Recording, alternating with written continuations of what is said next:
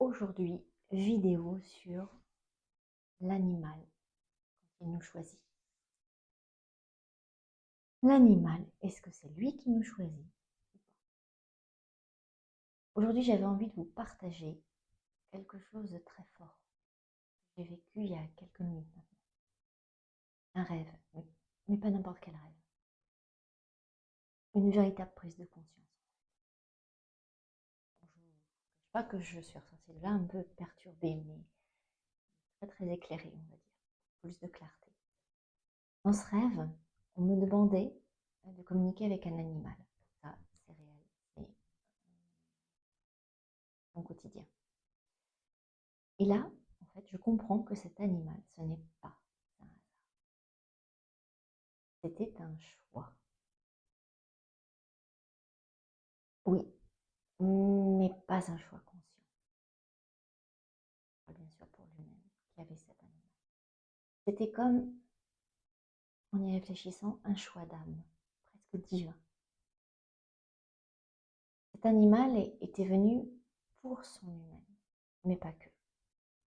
Son humaine, il l'avait choisi précisément parce qu'elle aussi devait lui apporter quelque chose. Et ce lien encore plus fou, l'animal avait été envoyé par un de ses anciens amis. Voilà, j'ai planté le décor, vous voyez un peu ce qui se passe.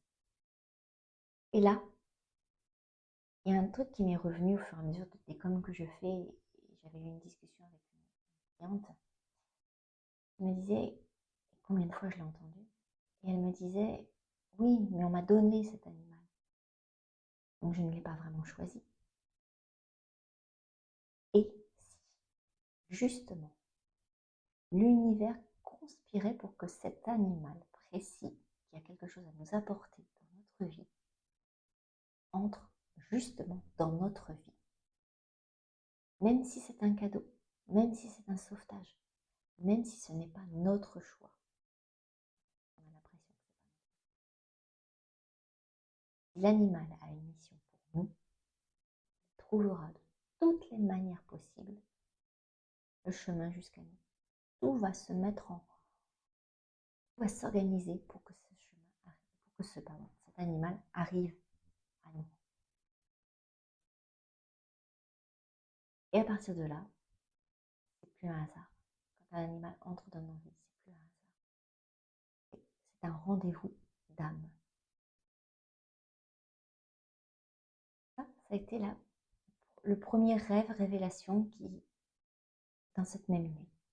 Et puis est arrivé un second, comme si là c'était pas assez fort. Allez, on mitraille encore un peu, mais ça c'est toujours lié à cette notion de mission. Cette deuxième révélation est plus personnelle. En effet, elle concerne ma relation entre moi et ma Cybèle. Entre ma Cybèle et moi. Le jour d'avant, j'avais ressenti une immense colère. Une colère incroyable, explosive. Une colère en fait face à ce sentiment d'impuissance que je vivais à ce moment-là avec ma chienne. Et vieillissante, comme on peut le comprendre. Cette sensation de ne pas pouvoir faire assez, de ne pas pouvoir la soulager. Cette sensation de ne pas savoir quoi faire. Ça, je suis sûre que vous l'avez ressenti mille et une fois. Vous avez des vieux animaux, ou pas forcément d'ailleurs. Et là encore, communication avec Cybèle, elle me dit, lâche. Tu n'as pas le contrôle. Tant que tu croiras que tu l'as. Et surtout, je rajouterai, en plus, en lâchant, tu vas retrouver toute ta puissance. Cybèle, elle est encore là. Elle est encore là pour me montrer ça, pour me faire travailler ça. Parce que les animaux restent tant qu'on n'a pas appris la leçon. C'est vraiment très clair. Ils attendent, ils accompagnent, ils nous élèvent.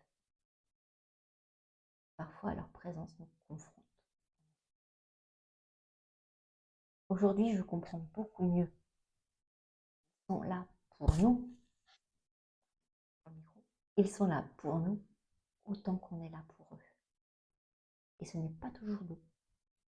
Doux, non. Ce n'est pas toujours facile, loin de là. Mais c'est toujours juste. Ça, c'est important. Alors, là, par l'intermédiaire de cette vidéo, mais combien de fois je lui dis, je remercie ma Cybèle pour cette leçon.